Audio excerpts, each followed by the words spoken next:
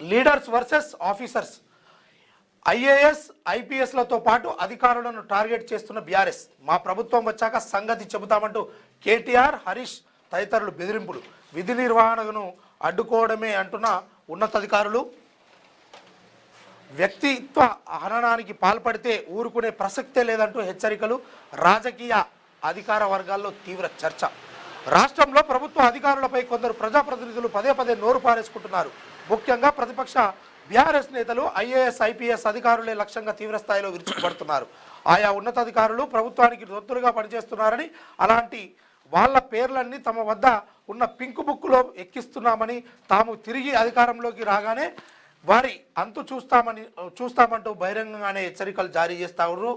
మరి మీరు కూడా గతంలో పరిపాలించిన వాళ్ళు మీరేనాయే, మీరు కూడా ఇదే పని చేసి వాళ్ళతోటి మీకు ఉన్నటువంటి అప్పుడు మీరు చేసినటువంటి కార్యక్రమాలు ఎవడు మాట్లాడినా తెలంగాణ రాష్ట్రంలో ముందస్తు అరెస్టులు వాడిని ఆ రకంగా పోకుండా ఎన్ని చేసిరు మీరు చేయలేదా? వాళ్ళకి అదే చేస్తున్నారు. మీరు ఒకరి మీద ఒకరు పరస్పర మాటల యుద్ధాలు తప్పితే మీరు కలిసి అడ్జేస్తారేమన్నా.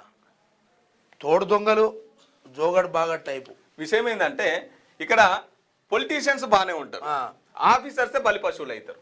ఉదాహరణకు తీసుకుందాం, ఇప్పుడు ఫోన్ ట్యాపింగ్ కేసు అయితే ఏదైతుందో అధికారులు చెప్పిరట ఫోన్ ట్యాపింగ్ చేయమని, వీళ్ళు చేసిర్రట అని చెప్పేసి కాంగ్రెస్ వాళ్ళు అంటారు. కానీ ఇదే ముచ్చట కేసీఆర్ని అడిగితే ఏమంటుందంటే అదేమన్నా మా పని అండి, పోలీసు వాళ్ళు వాళ్ళు పని చేసుకుంటూ పోతారు. కొన్ని ఇంటెలిజెన్స్ వ్యవస్థలు ఉంటాయి, అవి బయటికి చెప్తారా అండి?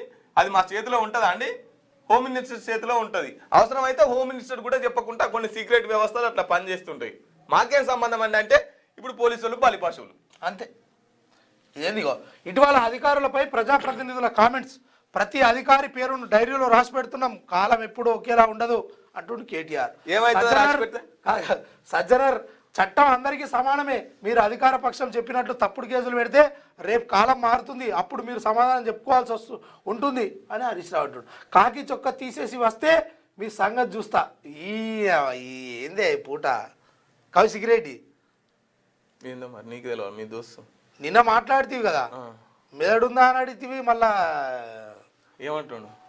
ఏమంటుండు ఇక కాకి చొక్క తీసేస్తే మీ సంగతి చూస్తా అంటుండు. వాళ్ళను ఈ సొక్కలు ఇటు చేసి రమ్మంటుండు. ఏమో మరి ఏం చూస్తాడు ఆయన, నాకు తెలియదు ఇక.